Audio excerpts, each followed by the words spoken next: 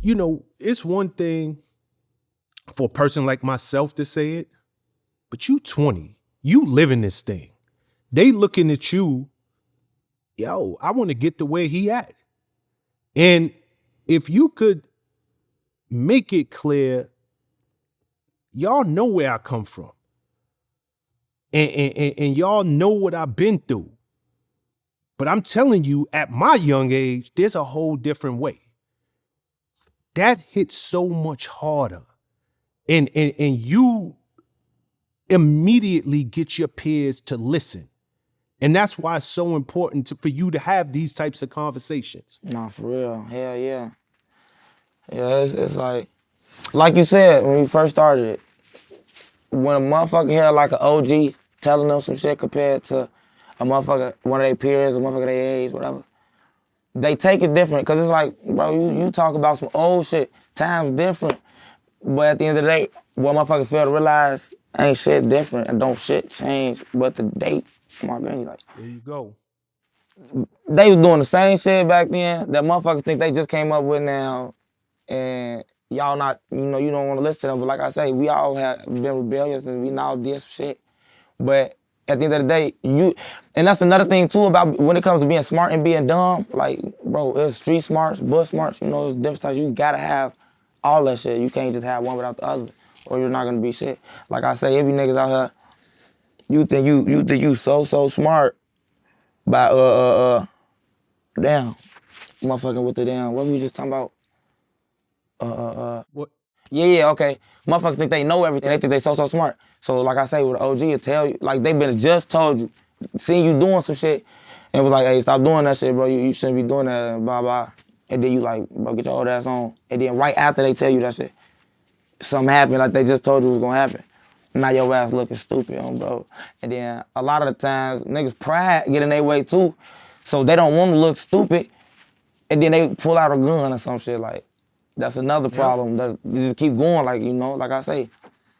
I'm young as hell, but I was raised, my parents in their 50s, like I was raised like OGs, like I wasn't raised how motherfuckers was raised. Bro, I got different type of shit going on, so I already put my knuckles on the nigga ass, but the first thing a motherfucker want to go through is pipe, especially if they feel embarrassed. Like, it don't even got to be about, they don't even got to be that mad for, like I say, you could be, OG could be trying to put them in their place or whatever, and it could be that for a motherfucker, step out of line, no respect, try to get into it with the OG, get his ass beat or anything, blah, blah, however it go, and now he just popped his ass, and now you just got up and killed the nigga when you wasn't even that deep. Motherfuckers got to work on that shit, because honestly, you don't see Caucasians doing that shit. Like, I ain't saying it like that, but I am kind of, you know what I'm saying? Like, fucking, when it come down to being successful, you can't sit here and pray on another person's downfall and expect your shit to just go up on front of them. It's like, God, He know all that shit. Your intentions, you ain't got the right intentions. You don't want this shit to make your life better and put your people on and put them in the right place. You just want this shit because he don't got it. You just want to shit on this nigga. You think about all the wrong.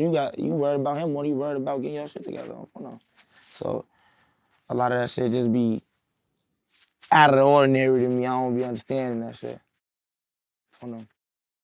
Can't get with you know, you definitely a young OG, and I don't know if this is how you always was, or because you done been through so much. Yo, I done learned. I'm happy to be sitting in this seat, and for me, I'm just speaking facts moving forward. Nah, I ain't gonna lie. You took the words right out of my mouth, bro. Like, my big brother pulled up with me to the interview and shit. Yep. And he stayed on my ass. Like, that's how I know. Like, I ain't always been like this. I ain't always thought like this. And sometimes I still get off this train of thought. But, you gotta be strong-minded, like I say. And plus, you got people like him around on phone. My nigga Swag, that's my dog on God. My blood brother. On phone. Nah, but keep them close. Yeah, nah, for real. Keep blood can't make us no closer. The reason I bring it up, because exactly what you just said, asked on phone about if I always thought like this. He part of the reason why I think like this, like, I done been in jail multiple times. I done been in a lot of situations, and my nigga, he talked me through the situation and helped me out the situation, and got it to where it's instilled in my brain, like, okay, I don't want to be in that situation no more. It's just like that, you know?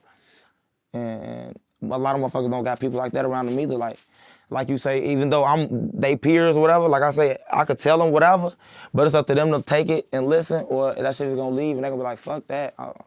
I'm for them, so I took that shit and listened on bro, and that made me who I am today, part of it on bro, big part. Yeah, keep them close. And I love that you got somebody like that, your blood, who's in your life, and he putting all the right things in your head. We need more brothers just like him. Oh God. Obviously, you've grown, but like you said, you wasn't always like this. At some point in your life, you got in the streets, like a lot of young brothers, joined the gang.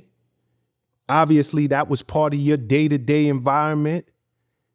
What are some of the worst experiences that you ever seen? Have you ever, obviously you said, yo, I've been arrested multiple times. Was you ever shot at? Was you ever put in a situation where you thought your life was on the line? I ain't gonna lie. So that's what I'm saying. That's why I say I changed my whole thought process now, how I think now, bro. Every day I woke up, like, I ain't gonna lie, I was like, it was an adrenaline rush for my shit to be on the line. Like, what is motherfuckers on? What the ops on? They talking crazy, because I always felt like, I never felt like I had to prove shit to nobody, but I always felt like, to me, like, you not finna, I always felt like, it was the dignity, like I said earlier, the integrity on front of them. It was just too much pride. Like, any little thing, you could be a random person online on front of them that we don't even know each other, got no beef for real. They say some shit that I don't like, and I'm trying to really go in real life get into it, not even argue. Like, I don't do the arguing shit, and that shit was dumb though. I was just young and dumb on front of them. That's crazy. That's crazy. You know, a lot of, you know, when you young, in your head, you immortal. Nothing can happen to me. You walk around and not only am I immortal, I can't die, but I'm invincible. Like y'all can't touch me. Y'all can't touch me. I could walk through your neighborhood. I see my ops on the other side of the street. I'm walking up. Oh God, nah, that's that young man set up on them, and that shit come. Is that how your mentality was? Man, my mentality was just so fucked up. But you know, the lessons I learned from the situation I was in, I sat there and locked in. On front of my had nothing but time to think anyway. So I'm just sitting here locking in. And everything happened. I live by it. I feel like everything happened for a reason. On front of them. That's what I live by, bro. Like, I don't really say hell. I don't try to force shit, bro. Like, now I'm not saying I don't put in effort for certain shit, but like, I'm not finna. If it feel like damn, this shit ain't gonna work out, I'm not finna kick shit. It wasn't meant to be type shit, bro. So I say that to say, sit in that motherfucking house, beating that case. Even before beating the case though, getting, bro. I signed my deal like right before I got locked up. So it's like, if the time. So you actually signed your deal before you got locked up? Yeah, like right. Oh, so yeah, you had everything going for you. Yeah, that's what I'm saying, bro. Yes. Signed the deal, Polo G feature going up, motherfucking followers going up, motherfuckers know who I am. I'm in jail though. And then it was even more fucked up, bro. You know what's even more fucked up about that situation?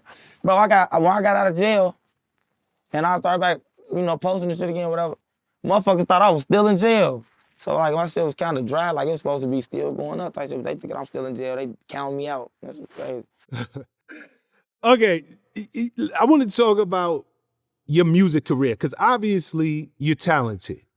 You've been doing this music thing for a while, but you were straddling the fence. You got one foot in the streets, another foot doing the music. How did you even get into this music thing? Was this somebody in your life who encouraged you, or was it just something around the block that you was just doing and people was actually like, nah, you should really, like, I know you out here in the streets, shit. but you need to pursue that. Type shit, I ain't gonna lie, it was a combination of both of them, bro. Like, that's how I was a shorty, you know, my pops, he taught me how to rap, like how to put round shit together, but it was just on some shit like you were saying, just fucking around, freestyling, never really recording the song. And then I'd be on the block, or we'd be back of the class, wherever we at, beating on the desk and all that shit. And everybody just, every time on my granny, damn, bro, you wrote that shit? And I'll be freestyling, or they'll be like, just, damn, bro, you need to start rapping for real. You gotta take this shit serious, folks. Out the bam, just that and the third. And I end up taking motherfuckers' advice, going to the stool and asking. Then, like I say, the more shit I went through, the more shit I had to talk about, the more shit I had to get off my chest. So I was like, okay, I took it more serious. The older I got, the more life experiences I, you feel me, had to survive or whatever. Okay, that's it. Let me ask you this, just from the artist standpoint, you want to, because it's some artists that, you know, they nice as hell, but they don't take it serious, and they gotta be in a zone to write, and they only want to work at certain times. Are you one of them type of artists, or you one of them artists that, yo, I could like I could be sitting in a McDonald's and a lyric just come to my head, or a song, or I hear something and I'm just writing? Like, are you one of them dudes that, yo, I just prefer to be doing this because all day, all night, it just come to me? You gotta look at it like this, gang. That's how I look at this rap shit, whatever, you know. Say for instance, you the plug. You can't tell motherfuckers like, I only sell crack to the fiends when I feel like it. Don't come, blah blah, like, you know, like, trap don't close, bro. It don't close. Or you don't want no money for real. You ain't no trap, you ain't no plug for real. So that's how I feel. You ain't no rap for real. If you got fucking dates and times where you gotta get situated, like, bro, it just took you 3 weeks to put this one song together, bro. Your ass don't do this shit for real. You damn near listen. You probably all them 3 weeks that you've been taking to write this song, you going back to it, stealing niggas' lyrics and putting it in, like, oh, no, hear this one, 50. All type of shit. Niggas be on weird shit, man. You know? And that's a good way to put it too. That's a damn good way to put it. Speaking of that, how old was you when you started rapping?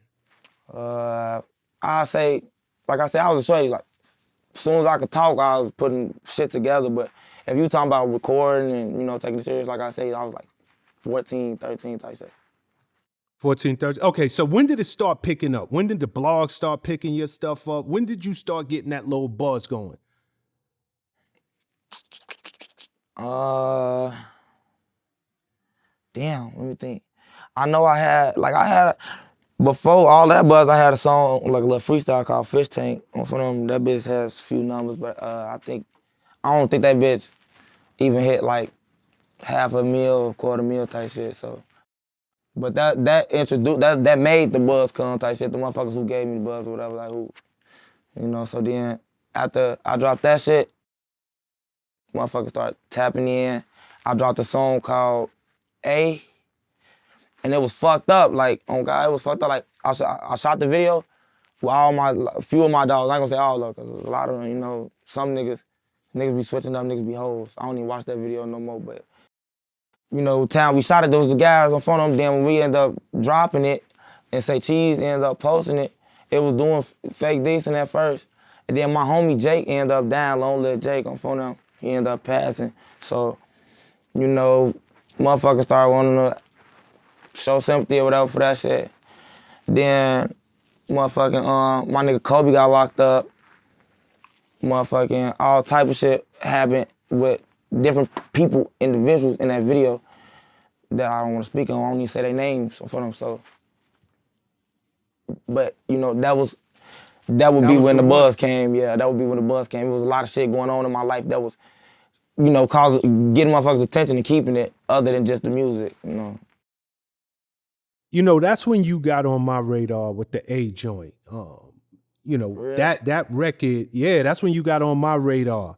And you know, I was like, yo, this kid is talented. And at that time, the Midwest is popping. Like y'all got a lot of dope artists coming out the Midwest, specifically out of Chicago. Detroit is doing this thing. Oh, yeah, hell yeah. So you got on my radar with that A joint.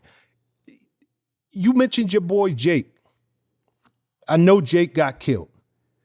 Is he because he looked white in the video. He stood out like a sore thumb in that video. Is he actually a white boy? Or was he a white boy? Let me tell you something, bro.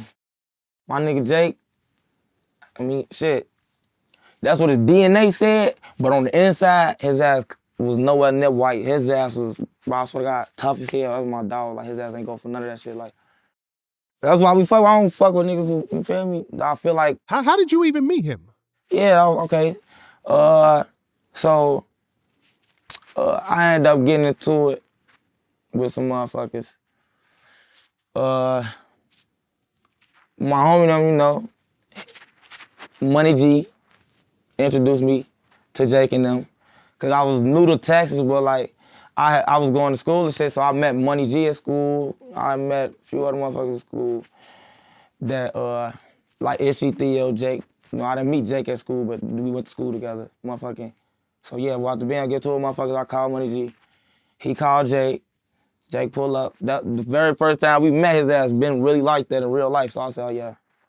His ass never did no whole shit, no flake shit, no snake shit on my granny. Long live my dog. Nah, for real. So the very first time you met him, he pull up ready to go to war. Gee, ready. Like, I'm talking about, he pulled up with Blick. He was the main motherfucker talking all the shit. Like, he getting out there, he boxing, he throwing, you feel me, hands, feet, motherfuckers. He red as hell. We like, all right, come on, now, let me in there. Let me get him now. You ain't gonna beat Jake like that. Jake like, what? Nigga, nah, hell no, y'all saying it like I'm a hoe. Let me get my tools, then now let me, rematch my brother. Like, his ass never going for nothing, my granny. I love that shit. Okay, you said that cause you just brought up Texas. How did you go from Chicago to Texas?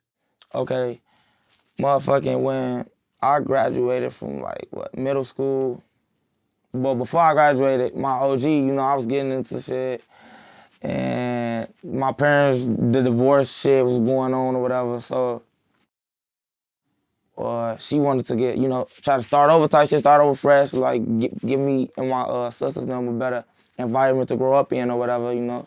Instead of, like I told you, with the Chicago shit, you know, motherfuckers was used to it because this is where we was born and raised, but it's just like, she know this ain't the best space for us to be, you know. You could be somewhere safer than this and be comfortable, even though we comfortable type shit, you know. It's like, yeah, so I appreciate her for that too, because ain't no telling what would have happened. There's a lot of shit that happened in my life that got me where I am and that, you know, keep me where I'm at. What's on them? True talk, true talk. R.I.P. Jake. And speaking of that, do you mind? Do you know the details behind his death? And do you mind speaking on that? Yeah, I mean, I can get a little into it. Yeah, I'm gonna get into it, bro. Hell yeah. So, long story short, and I made a song about this shit a long time ago too. You know, I don't even write this song. You know, it's a different time. I lost my dog, Jake, the nigga who killed him or had him set up to get killed, whatever the fuck. My nigga Jake was really in real life fucking his bitch. Like, it's deeper than just, like, the bitch damn near loved him more than she loved him. Like, and they wasn't even together, you know what I'm saying? Like, so motherfuckers get the, and this the same, you know, motherfucker who asked Jake B, like, beat the fuck out of we all, I ain't gonna lie. That's another story. So motherfuckers walking away holding their head bleeding and shit. On front of them, they say they're gonna be back and shit. Now, beat his ass again, of course. His ass ended up, he had a bitch. I think it was the same bitch. Hit up Jake, or he had a phone, whatever the fuck it was, hit up Jake. You know, nah, that shit go. It wasn't even on no fucking shit though. You know, Jake ain't one of them, what it is, on front of them freaky ass niggas that give a fuck about, he give a fuck about money. He was a money chaser on period, but he was finna go make a serve. The bitch hit him. He thinking, you thinking, you know, now maybe I'm not here for, you know, pussy or head or whatever, but I mean, shit, if I'm finna get some money in, I might as well. You know what I'm saying? Bro, walked over there and, you know, shit. I mean, niggas is bitches. It was like 3 of their ass. You set a nigga up like, nigga, come direct. Tell me what it is. The one we just knuckled up on, bro, like you was a bitch. On my green, so. Yeah, but that's that situation. That's it. And he went by himself? Okay. I ain't gonna say no names, but he wasn't by himself. And if it be fucking me up when I think about it. Now, these niggas who I'm talking about, who names I'm not gonna say on front of, like, you know, I talked to him about it, and, you know, Jake mama still cool with them and shit too. So, like, obviously she don't feel like it was their fault or nothing, so I was probably overreacting, whatever, you know, but, bro, it was 3 of their ass. It was Jake and 2 other niggas. They had a skate park on front of them. Jake walked over there and told him, like, hey, I'm finna go make a serve. Blah, blah, blah. It's fucking like 12 minutes late as fuck. He white, bro. Folks say, all right, bro, be safe. And he gave him the gun. Like, why not go with him or why not one of y'all? But that's another story. Like, that's how I was feeling though at the time, bro. Sometimes it still fuck with me. Like, it was motherfuckers who could have assisted the situation, you know what I'm saying? Like, hell no. Hell no. If I was there, that shit wouldn't have went down like that on my ring. You still keep in touch with his mother? Hell yeah. Damn near every day, bro. She just told me she was finna move, actually. And now I'm off house arrest, I get to go visit. I'm glad you said that shit. Hell yeah. Matter of fact, what was that, like a month or 2 ago? No. I ain't even gonna pull up my phone, bro. She just got married or engaged. She just got engaged from not too long ago. I sent her like some little bread. She went on a trip, did some little shit, celebrated. So that shit was nice. I'll be looking out. I'll be tapped in. Okay, before we switch subjects, last question on him. How old was he when he passed? Damn, we was all young. When was that? Fuck. I just got house arrest. Fuck. He passed like right after 8. That's probably what, 2020? Yeah, 2020.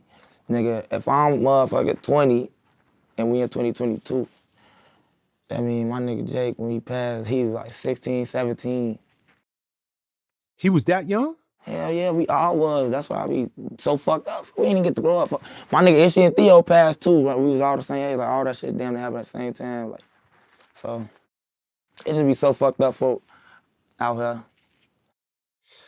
Okay, let's switch subjects to a lighter subject. Bookbag. This is the record that really, really broke for you. This joint got something like 17 million spins on Spotify and YouTube. This was the one that put everybody on notice. Like, how did that song even come in? Like, was that something you went into the studio and you was like, yo, I got a crazy idea for a record? Like, how did that come to pass? I ain't gonna lie, bro. That's the thing, G. Like, I'll be rolling on front of them. It'll be 1 in the morning. I'll be bored, like, fuck it, I'm just gonna go to the studio. Or I might already be at the studio. I'll spend the night in that bitch, go to sleep, wake up and be like, okay, yeah, let me record something. Bro, like, it just be that, like, cause like I said, like everything I'm going through, I always have some new shit to rap about, like to get off my chest. It's not even about, I got damn near 100,000 songs unreleased. I'm exaggerating only a little bit though. For the hella songs that nobody ever heard even a snippet of, bro. But I'll be listening to them bitches cause I know there's some real shit that I really been through in front of me. I know real niggas can relate though whenever I do decide to drop them. So, and that's go back to the question you asked earlier too though. Like, yeah, I'm the more of an artist who I could be at McDonald's, I could be on the clock, I could be in school, wherever. Like, damn, hold on, that shit raw as hell. Let me write that down before I forget, bro. Yeah. Okay. You know, it's hard as hell to predict a hit record. And there's a lot of young dudes out there right now. They dreaming of one day sitting in the seat you in right this second. Did you know when you wrote this record, I got one? Or was this just another record? I ain't even write that record. I freestyled that bitch. That's what I'm saying. It ain't blow up till a year later.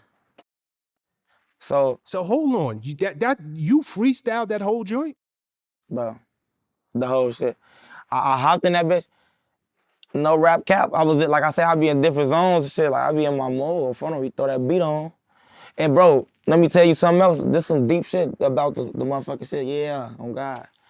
Bro, that was a YouTube beat. Like I was just on some, like I say, I was young, out, never in the crib, and hit in the studio in front of when I get bored. So that wasn't the only song I recorded in that session. That was the only song I recorded that day, that week type shit, all of that. Like, and a year later, that one random song that I recorded, that, you feel me, ended up taking off. But I ain't gonna lie, like, when I did that day, I did record it. I felt it. I was feeling it because it was like, this shit is hard. Like, all this shit I'm talking about, like, for them in here with me, like, they could vouch, you know, like, that's my whole point, purpose, my whole purpose doing this shit. You know, I got what's the word? I got passion for the shit I love, you know. Yeah.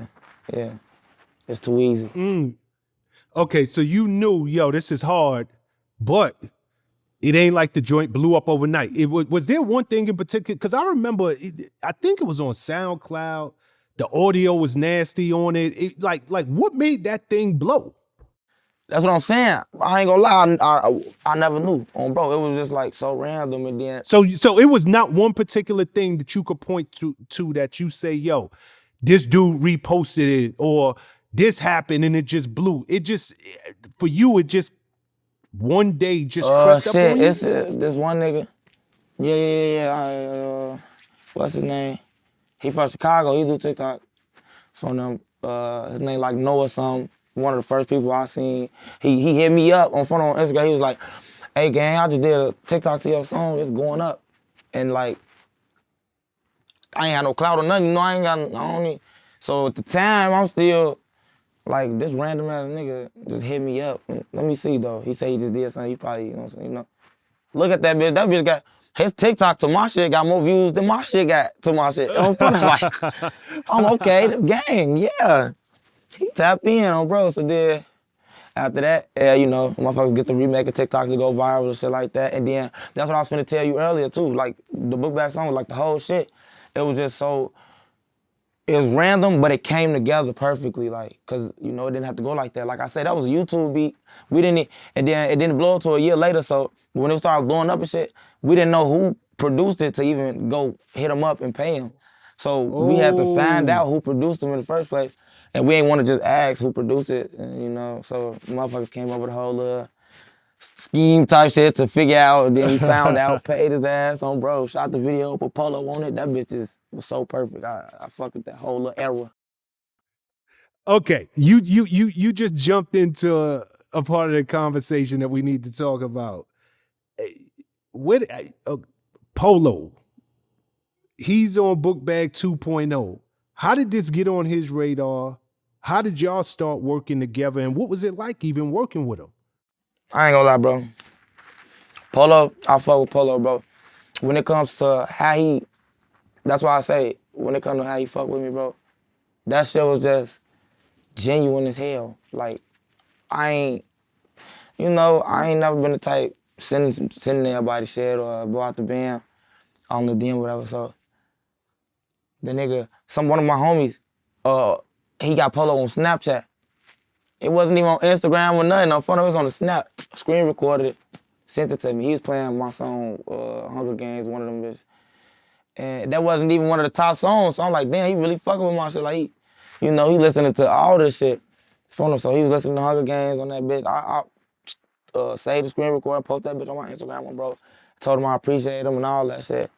Then he post Bookbag on his story when we dropped it. Before he was even, finna be on it, before we even chopped it up, before we even talked type shit, like, on front of him, he posted on his story, he was like, damn, you ain't have to blank like that or get off like that, whatever he said on front of him.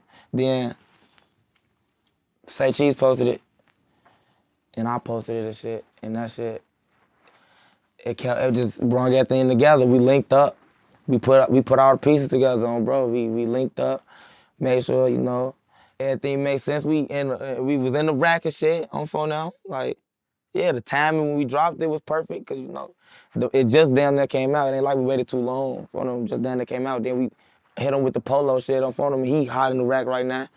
So, yeah, that shit was perfect timing. His ass, matter of fact, I almost forgot, yeah, when it comes down to him as a person and how we kick it, that's my dog. I fuck with him. Like, the nigga hit me, he'll be like, what you on? Like, where you at? Like, if he got a show or some shit, or I'll hit him up on some funny shit on, bro, like, just joking and shit, playing the game, anything, like, type shit, so. That's dope.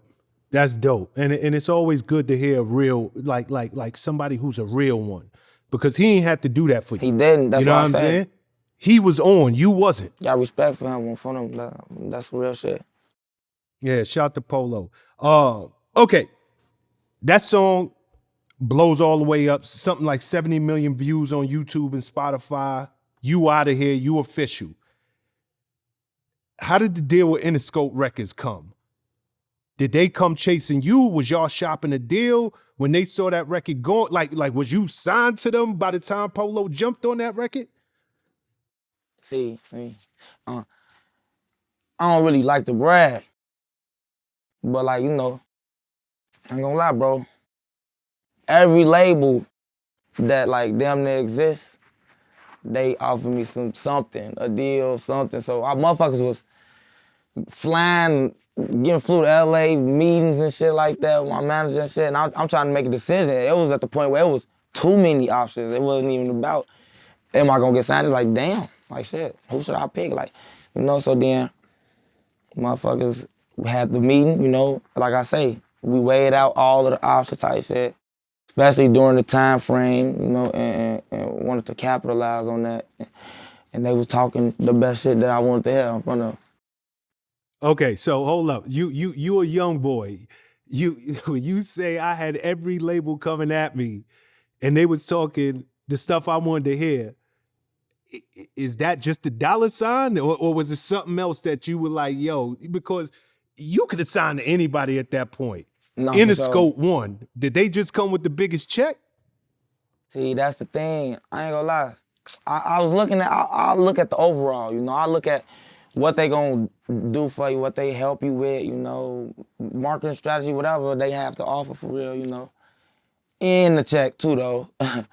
Yeah, and they had the best overall, so yeah, I made my decision on them. I fuck with them, yeah. Okay, cool.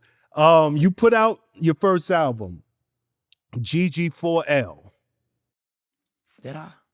No, I don't think I did. Is that on the Yeah, album? 2019. Damn. I be 2019, forgetting bro. this shit. House was too long. Yeah, GG4L come out and now your whole world come crashing down. So you riding a high right now. I'm sure that advance was nice. Your whole world changed. You got money. You got the fame. I'm sure you was seeing a whole different class of chick. You know, all of a sudden, you that dude. I ain't gonna lie though.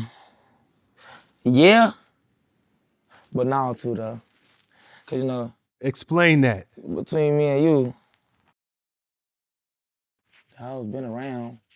The money, bro, more hoes, but I only fuck with the classy hoes. I ain't, you know, we ain't gonna get into that. Okay, say no more. Say no more. Yeah, cause I know it's a few viewers that don't need to be viewing that part of the shit. I got you. And we ain't got to go no further. So check it. Again, you riding high right now. You shoot that, and I want to make sure I got this correct. Cause you shoot that video, and was it almost right after the Bookbag 2.0 video that your crib got raided? Oh yeah, hell yeah. Bro, nah, that shit crazy, bro. Like, bro, it was like, motherfuckers flew to the rack, went to the rack. However the fuck we got that, it's so long ago. Got a B&B on bro. I'm already in my head like, you know, I don't want to get too comfortable, like, I don't want to stay here too long. I got shit going on type shit. Motherfucking I get to going crazy though. Like I locked in the studio, I had my engineer out there with me at the time, manager, my brother, you know, everybody with me. I'm in my zone, I'm feeling good. So I'm making some good ass songs out there.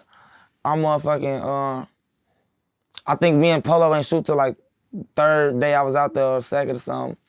And then after that video shoot, motherfucking, I ended up going to my little brother and them crib. I went to my little brother crib. That was either that same night, nigga, or the next night. I went over there to get some weed. I was like, y'all be safe, you know, y'all be smooth. And then they knew what was going on with me already. So my nigga Buck, you be safe, nigga, bro. So we pulled off and shit. I ain't thinking shit of it. Give it to the B&B. Nigga go to sleep, wake up in the morning, I'm here. Fat ass Timberland boots on the door, steel toe boots, so for the They yelling and shit.